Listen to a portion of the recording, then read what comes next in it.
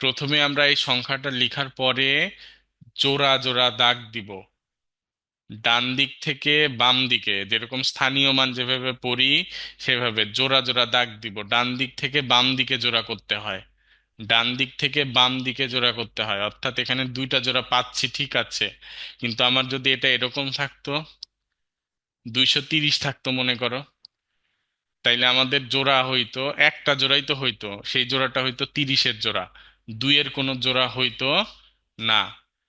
ঠিক আছে, আবার মনে করো এখানে যদি আরো বেশি সংখ্যা, বড় সংখ্যা থাকতো, 2 3 0 4 5 এইরকম সংখ্যা থাকতো, তাহলে আমাদের জোড়াটা হবে ডান দিক থেকে বাম দিকে, দুই ফাঁকা থাকতো। অর্থাৎ যদি জোড়া ছাড়া কোনো সংখ্যা থাকে, সেটা বামে ফাঁকা থাকবে। কোথায় ফাঁকা থাকবে? বামে ফাঁকা থাকবে, মনে থাকবে। সংখ্যাটা প্রথমে লিখে আমাদের এরকম উপরে জোড়ার উপরে দাগ দিতে হবে, জোড়া জোড়া করে নিতে হবে। অর্থাৎ এখানে 0 আর 4 একটা জোড়া, 2 আর 23 একটা জোড়া। আর আমাদের যদি এরকম থাকতো 230, তাহলে একটাই জোড়া হতো, সেই জোড়াটা হলো 30, দুইয়ের কোনো জোড়া হইতো না। আবার এখানে দেখো 23,045 যদি থাকে, তাহলে আমাদের একটাই জোড়া দুইটা জোড়া হবে, একটা 45 একটা 30। এই দুইয়ে কোনো জোড়া হবে না, দুইয়ে কোনো জোড়া হবে না। ঠিক আছে, ওকে।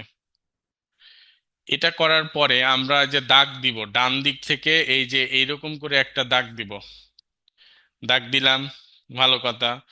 ওকে, একটা খাড়া দাগ দিব। তারপরে আমরা সবার বামে যে জোড়াটা আছে, সবার বামে যে জোড়াটা আছে সেটা কি বাবা? 23।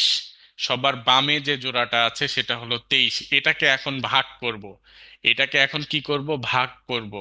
এবং কিভাবে ভাগ করব একটু ভালো করে খেয়াল করো। আমি যদি এই ভাগফলটা এপারে লিখছি, ডান পাশে লিখছি, আমি যদি, কেউ লিখো না আগে এই লাল কালিগুলো, বা এখনই আগে লিখো না। আমি যদি ডান সাইডে যদি 1 লিখি, এইখানে লিখতে হবে আমাদের, এইখানে লিখতে হবে সংখ্যা, এবং এটার বর্গ সংখ্যা লিখতে হবে ভেতরে। অর্থাৎ আমি ফলাফলে ফলাফলে ফলাফলে 1 লিখলে ভেতরে লিখবো কত? ভেতরে লিখবো হলো 1 গুণ 1 মানে 1, একের বর্গ। আমি ফলাফলে যদি 2 লিখি, তাহলে ভেতরে লিখবো 4। ফলাফলে যদি 3 লিখি, ভেতরে লিখতে হবে কত আমার? 9। ফলাফলে যদি 4 লিখি, ভেতরে লিখতে হবে কত? 16। অর্থাৎ ফলাফলে যেটা লিখবো তার বর্গ, তার বর্গ লিখবো ভেতরে, মনে থাকবে। ফলাফলে আমি যে সংখ্যা লিখবো তার বর্গ লিখতে হবে ভেতরে। বারবার করে বলছি, একটা যদি বুঝতে পারো তাহলে অল সেট। ফলাফলে যা লিখবো তার বর্গ লিখবো ভিতরে। অর্থাৎ আমি কি বললাম? ফলাফলে যা লিখবো, এগুলো সাইডে যদি লিখতে চাও লিখতে পারো। ফলাফলে যা লিখবো, ফলাফলে যা লিখবো মানে যে সংখ্যা লিখবো তার বর্গ, বর্গ, বর্গ সংখ্যা বা বর্গ লিখবো, বর্গ সংখ্যা লিখবো ভেতরে, লিখবো ভেতরে। এখন খেয়াল করো, আমি যদি এইখানে 5 দিই, 5 5 25 হবে। আমি যদি বাইরে 1 লিখি, তাহলে ভেতরে লিখতে হবে 1।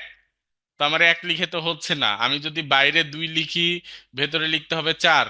বাইরে যদি 3 লিখি, ভেতরে লিখতে হবে 9। যতক্ষণ পর্যন্ত ভাগের মতো করে 23-এর বেশি না হয়ে যাচ্ছে, ততক্ষণ আমাদের ট্রাই করতে হবে। আমি যদি বাইরে লিখি কত? 4। বাইরে যদি কত লিখি? 4। বাইরে যদি 4 লিখি, তাহলে এখানে লিখতে হবে 16। আমি যদি বাইরে 4 না লিখে 5 লিখি, তাহলে এখানে লিখতে হবে কত? 25। তাহলে 25 কি আমরা লিখতে পারবো? 25 তো লিখতে পারবো না, কারণ উপরে আছেই আমার 23, আমি 25 লিখবো কি করে? আমি আবারও বলছি, আমাদের স্টেপ কয়টা স্টেপ গেছে? 3টা স্টেপ গেছে, এটা 3 নম্বর স্টেপ। আমি প্রথমে সংখ্যাটা লিখে জোড়া জোড়া করেছি, তারপর খাড়া একটা দাগ দিয়েছি। তারপর আমি প্রথম বাম পাশের যে জোড়া, এটাকে ভাগ করছি, বা বাম পাশে যে থাকবে তাকে ভাগ করতে হবে। জোড়া ছাড়াও যদি থাকে, তাহলে সেটা তাকেও ভাগ করব। তো এখানে যেহেতু আমার জোড়া আছে বাম পাশে, এটাকে ভাগ করছি। এবং আমি ফলাফলে যে সংখ্যাটা লিখবো তার বর্গ সংখ্যা লিখবো ভেতরে। ফলাফলে আমি 4 লিখবো। কত লিখবো? 4। 5 লিখলে তো বেশি হয়ে যাচ্ছে। ফলাফলে লিখলাম 4, এর বর্গ সংখ্যা হবে কত? 16। 16 লিখলাম আমি ভেতরে। ঠিক আছে, আমি কত লিখবো ভেতরে? 16 লিখবো ভেতরে। তাহলে 4 4 4 আর 16, তাহলে এখানে থাকলো আমার কত? বিয়োগ করে নামবে কত? 7। বিয়োগ করে নামলো কত? 7। ঠিক আছে, বিয়োগ করে নামলো কত আমার 7। এবার আমাদের কি বাবা, উপর থেকে তো নামাইতে হবে, এই বর্গমূলে উপর থেকে নামবে এক জোড়া, জোড়া জোড়া হয়ে নামবে।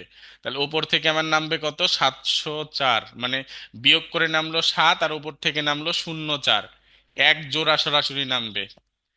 নেমেছে? এই পর্যন্ত কি কারো কোনো সমস্যা আছে?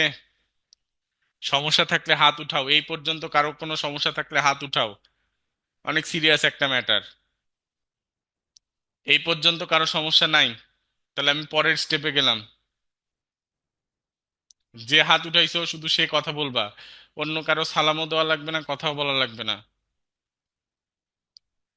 কি সমস্যা বাবা? আনিশা মনে হয়। আইনশা স্যার, আমার ডাক নাম আচ্ছা, বলতে গেলে। স্যার আমি কোনোটাই না বুঝি না, আমি 5 মিনিট লেট করে আসছি তো তাই। রেকর্ড ক্লাস দেখো। ও আচ্ছা স্যার।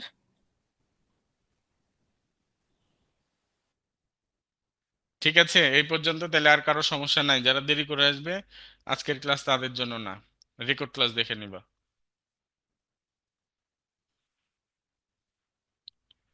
হ্যাঁ নুসাইবা বলো।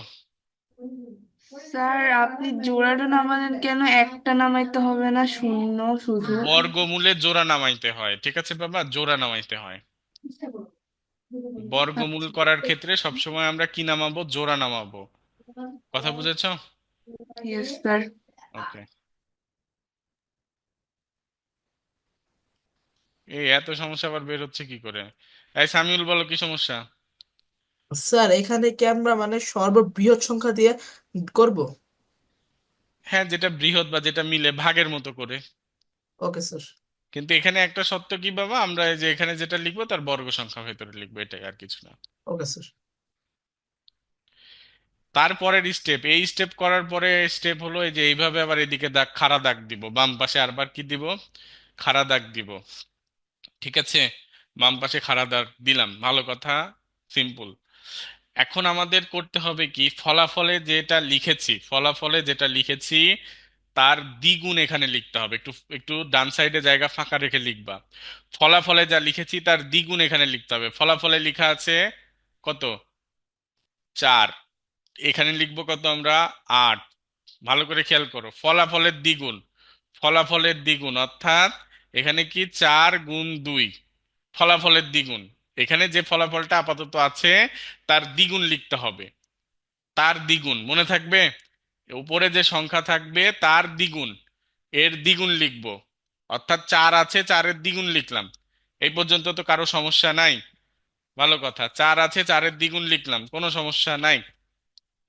তারপরে গিয়ে আমাদের করতে হবে কি, এখন এমন একটা সংখ্যা আমাদের বিবেচনা করতে হবে, এমন একটা সংখ্যা আমাদের লিখতে হবে, এই ফলাফলেও লিখবো এখানেও লিখবো, এবং সেই সংখ্যা দিয়ে কি করব, এই বাম পাশে যেটা লিখছি সেটাকে আমরা গুণ করে দিব। অর্থাৎ আমি যেটা বুঝাইতে চাইছি, আমি যদি 4-এর ডানে 1 লিখি তাহলে 8-এর ডানেও 1 লিখতে হবে। 4-এর ডানে যদি আমি 2 লিখি তাহলে 8-এর ডানেও 2 লিখতে হবে। অর্থাৎ এখানে যা লিখবো এখানেও সেই সংখ্যাটাই লিখতে হবে। ক্লিয়ার? আমি কি করলাম, পরের স্টেপে যে ফলাফলটা ছিল তার ডাবল লিখলাম। লেখার পরে আমি এখন যে সংখ্যাটা লিখব, আমার মেন ফলাফল কিন্তু এটা, এটা হলো মেন ফলাফল, এটা হলো আমার মেন ফলাফল, এটা ফলাফল। এই ফলাফলে এখন যে অঙ্ক অতিরিক্ত লিখবো সেই অঙ্কটাই 8-এর সাথেও লিখতে হবে, 8-এর পাশেও লিখতে হবে। অর্থাৎ আমি যদি এখানে 4-এর পাশে 1 লিখি তাহলে এখানে 8-এর পাশেও 1 লিখতে হবে। এই স্টেপ গেল। এখন যে সংখ্যাটা লিখবো সেই সংখ্যা দিয়ে আবার এটাকে গুণ করতে হবে। অর্থাৎ আমি এখানে যদি 8-এর পাশে 1 বসাই, পাশে 1 বসালাম, তাহলে এখানেও কি করতে হবে, 1 দিয়ে গুণ করে দেখতে হবে কত হলো, 81। আমার তো আরো অনেক বড় আমি নিতে পারবো। তাহলে 8-এর পাশে যদি 2 বসাই তাহলে এটাকে কত দিয়ে গুণ করতে হবে, 2 দিয়ে। আমি এভাবে গুণ করে দেখবো, 8 দুগুণ কত, 16। আমি যদি 8-এর পাশে 3 বসাই তাহলে 3 3 9, 3 8 কত, 24। এভাবে আমরা নিতে পারবো, তো এইভাবে করে দেখো। 8-এর পাশে যদি আমি 8 বসাই তাহলে গুণ করে আমার সরাসরি মিলে যাচ্ছে 704। তাহলে আমি কি বললাম, এখানকার স্টেপগুলো কি, এই স্টেপটা হলো কি, আমি ফলাফল এত আমি উপরে যেটা বুঝাইলাম সেই ফলাফলটা 4 ছিল, সেই 4-এর ডাবল লিখবো আমরা বাম পাশে, 4-এর ডাবল লিখবো আমরা বাম পাশে, ঠিক আছে? চারের ডাবল লিখবো। ওকে, চারের ডাবল লিখার পরে আমি এমন একটা সংখ্যা এই আটের সাথে নিব এবং চারের সাথেও নিব, যে সংখ্যা দিয়ে এটাকে, তাহলে আমি বললাম এমন একটা সংখ্যা আমি লিখবো যে সংখ্যা দিয়ে আমাদের কি করা যাবে, গুণ করলে, সেই সংখ্যা দিয়ে গুণ করলে আমাদের কত হবে, এটার ফলাফলটা মিলে। অর্থাৎ আমি যদি এখানে আটের পাশে এক নিই, তাহলে এই আটের পাশে এক নেওয়ার ফলে 81 হলো, এই 81-কে এক দিয়ে গুণ করতে হবে, তাহলে ফলাফল হলো 81। এই ফলাফলটা ভেতরে লিখতে হবে। তো যতক্ষণ আমাদের 704 মিলবে অথবা 704-এর কাছাকাছি না যাচ্ছি, ততক্ষণ আমরা কি করব, এটা বাড়াইতে থাকবো। তো আমরা বাড়াইতে বাড়াইতে যখন আমরা কি করলাম, আটের পাশে আটকে লিখলাম, তখন আমাদের হয়ে যাচ্ছে কত, 704। অর্থাৎ এখন আমি কি করব, আটের পাশে আট লিখলাম, এখানে হলো 704। আর একটা জিনিস বলেছিলাম, আটের পাশে যেটা লিখবো এই চারের পাশেও সেটা লিখতে হবে, চারের পাশেও কি করতে হবে, সেটা লিখতে হবে। তাহলে অতএব লিখবো, অতএব 2304 এর বর্গমূল, এর বর্গমূল সমান কত, 2304 48। এটা আমাদের অঙ্ক, আর সাইডে যা যা আছে সব হলো আমাদের রাফ। এটা এতটুকুই আমাদের অঙ্ক। এখন কে হাত উঠাইছো তার সাথে একটু কথা বলি, তারপর যার যার সমস্যা হাত উঠাবে, যাকে যখন জিজ্ঞেস করবো সে কথা বলবে। জুলকার নাইন, বলো কি সমস্যা? স্যার এখানে কি 16 বা 17 দেওয়া যাবে? বুঝিনি। এখানে কি 16 বা 17 দেওয়া যাবে আটের পাশে? আটের পাশে 16 17 দিবে কি জন্য? না মানে দেওয়া যাবে কিনা এত বড় সংখ্যা। 0 থেকে 9 পর্যন্ত দিতে হবে। এই ও আটের কাছে না, আটের কাছে না, শূন্য জি থেকে স্যার। নয় পর্যন্ত দিতে হবে। সামিউল শরীফ বলো। স্যার এখানে কি আমাদের সংখ্যা মিলবেই, মানে 0 থেকে 9 পর্যন্ত মিলবেই, দিলে? মিলবেই, মিলবেই, মানে তোমাদের প্রথমে যেটা আছে সেটা মিলবেই, তারপরে গিয়ে তোমাদের হলো দশমিক আছে, ওটা আলাদা। Okay sir. না মিললে দশমিক আসবে। হ্যাঁ, মারিয়া বলো। স্যার এই যে এই জায়গায় মানে প্রথমে যে ফলাফল আছিল ওই জায়গায় 4 আসলো কিভাবে? প্রথমে মিস করেছো কেন? মিস করি না, এই সময় বুঝিনি। আমাদের এখানে যে ফলাফলে আমি যে সংখ্যাটা লিখব তার বর্গ সংখ্যা ভেতরে লিখতে হবে। আমি যদি ফলাফলে এক লিখি তাহলে ভেতরে লিখতে হতো কি, 1 গুণ 1, 1 গুণ 1 সমান 1, তাই না? আমি যদি বাইরে 2 লিখতাম তাহলে ভেতরে লিখতাম কত, 4। বাইরে যদি 3 লিখতাম ভেতরে লিখতাম 9। বাইরে যদি 4 লিখতাম ভেতরে লিখতাম কত, 16। বাইরে 5 লিখলে ভেতরে লিখলাম কত, 25। তাহলে আমার ভেতরে কি 25 লেখা যাবে? না। ভেতরে তো আমার লিখতে হবে কত, 16 সর্বোচ্চ লিখতে পারবো, কারণ 25 লিখলে কি হয়ে যাবে, বেশি হয়ে যাবে। তাহলে 16 লিখলে কোন সংখ্যাটার বর্গ হলো 16 হয়, সেই সংখ্যাটা লিখেছি, 4। আমি আবারও বুঝাই দিচ্ছি, আরো একটা অঙ্ক, আরো দুই দুই তিনটা অঙ্ক দিয়ে বুঝাই দিচ্ছি। আর কে হাত উঠাইছো? শিফান আহমেদ লিমন বলো।